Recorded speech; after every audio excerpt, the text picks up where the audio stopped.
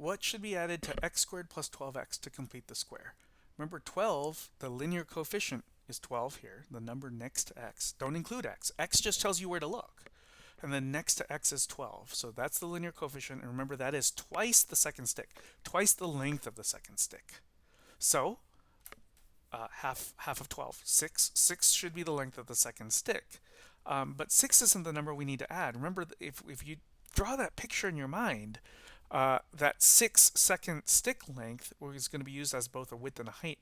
And so yeah, okay, first, sorry, x squared plus 12x we could think of as x squared plus 6x plus 6x, right? So the picture on the left is what we started with, x squared plus 12x. Is x squared plus 6x plus 6x. But that's not a completed square. It's missing the corner here, and so if we just added on a little square that had area 36, right, that would be our 6 times 6, then we'd have a complete square. So just to clarify, these pictures are truly different. They're related. The picture on the left is just x squared plus 6x plus 6x. It's 3 terms. There are 3 yellow panels. The picture on the right is 4 terms. There are 4 yellow panels. The picture on the right is x squared plus 6x plus 6x plus 36. Okay, and perhaps the most important thing is the picture on the right is a square. This is complete. This is not. This is incomplete, right? So I hope the question makes sense. Please think geometrically, what should be added to x squared plus 12x to complete the square? We don't have a square. It's like it's missing a piece here, right? And so we needed to add one more piece, and that was 36. Right, so the picture on the right, by the way, can be written notationally several different ways. We could write x squared plus 12x plus 36. We could write x squared plus 6x plus 6x plus 36, where you see each of the 4 pieces separately. We could write this as x plus 6 times x plus 6. That's now kind of working backwards from the geometric interpretation being area. And of course, we could write this as x plus 6 quantity squared. And just even saying the word squared here helps provide that same geometric emphasis again, that squared means we're really talking about the area of a square. And this square has side lengths x plus 6 and again x plus 6. All right, so let's take that idea of what should be added to x squared plus 12x in order to complete the square and answer this question. Let's solve the equation x squared plus 12x equals 5.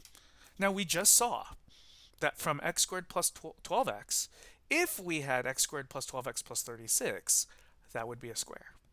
Right? So the left side is not a square. The left side says x squared plus 12x currently. I wish it said x squared plus 12x plus 36. So we should add 36. But we can't just add 36 to the left side. I mean, if we could just get away with that, sure, but we can't, right? To equation, you have to add the same thing to both sides. And that's fine. We'll just add 36 to both sides. So the original equation was was x squared plus 12x equals 5. We now add 36 to both sides, and we have x squared plus 12x plus 36 equals 5 plus 36. I didn't bother simplifying. I just really wanted to write the original equation and then stick on a plus 36 on the left side and the right side to make it kind of easy to look at for now. Now, just before we move any further, this might have seemed bizarre a long time ago, but I hope that some of the discussions we've said have been helpful. First of all, I hope that the pictures we've drawn have been convincing that this is a good thing to do.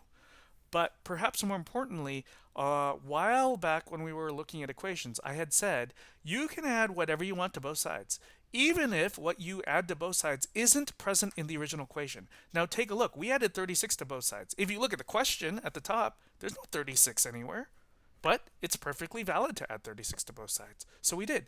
Somebody might say, wait, can you do that? And yeah, we can do that. It seems strange to do that, except for with the pictures we've drawn, it actually makes a lot of sense because the left side factors.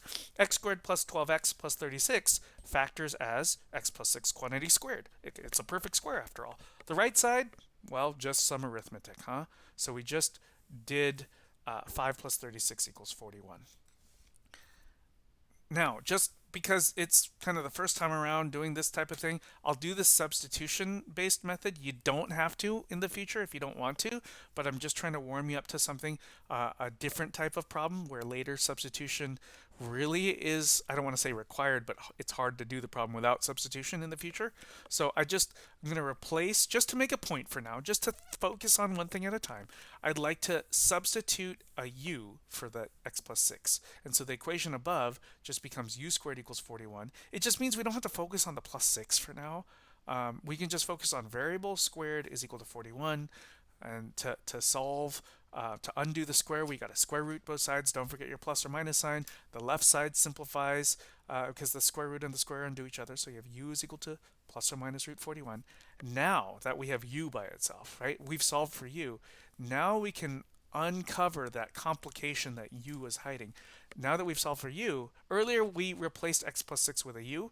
Now we should replace u with an x plus 6, just replacing in the other direction, right? So we have x plus 6 equals plus or minus root 41. And now let's solve for x. Just need to subtract 6 on both sides and have x is equal to negative 6 plus or minus root 41. Here's essentially the same answer without doing the whole substituting u business. So you can take the original equation at the top, x squared plus 12x equals 5, add 36 to both sides, so that step looks the same. Okay, factor the left side, and then now square root both sides, right? So you have root x plus 6 squared equals plus or minus root 41. On the left side, the root and the square undo each other, so you have x plus 6 equals plus or minus root 41, and then subtract 6 on both sides. So you still get to the same final answer. X is equal to negative 6 plus or minus root 41.